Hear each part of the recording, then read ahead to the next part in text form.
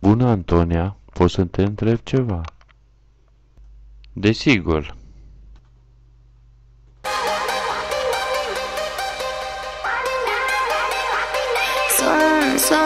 Sun, nu-mi răspunzi deloc.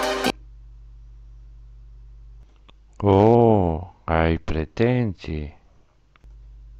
Nici măcar un mesaj nu dai înapoi.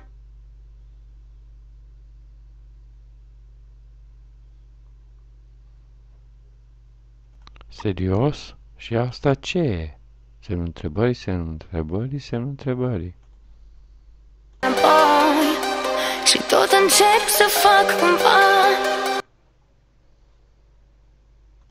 Încerci ce? Semnul întrebării. Să-ți arăt iubirea mea.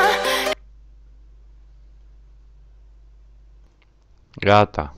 Puncte, puncte, puncte. Mai topit. Ha, ha, ha. Și râde.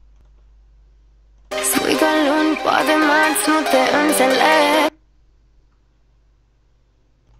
Păi, chiar nu te înțeleg. Puncte, puncte, puncte.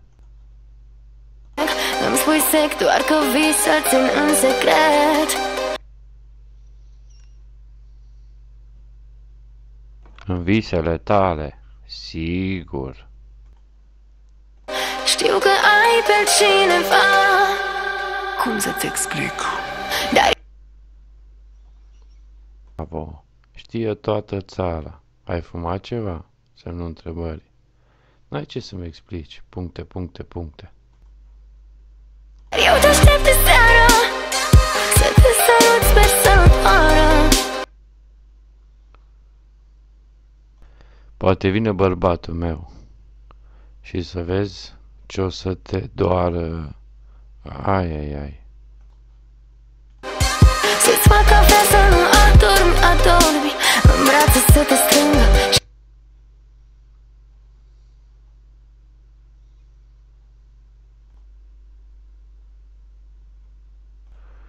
Du-te, culcă-te, că sar calul.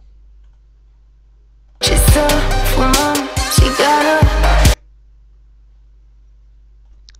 E clar, ești dus. Gata. Dar eu te aștept de seară. Te aștept cu ciocolată amară. Să ne uităm unul la altul ore și rășiri pe un fotoliu ca odinioară. Vorbești în versuri? Hai că m-am prins ce faci. Scuze, Antonia, a fost o falsă. Asta e melodia. Sorry. Mă amăgești ușor. Nu știi cum să-mi spui, simt urme de dor. Doar noi doi și un pahar de vin. Stăm pe pat și mai vorbim. Iar mă minți, mă alinți, îmi vorbești în șoapte.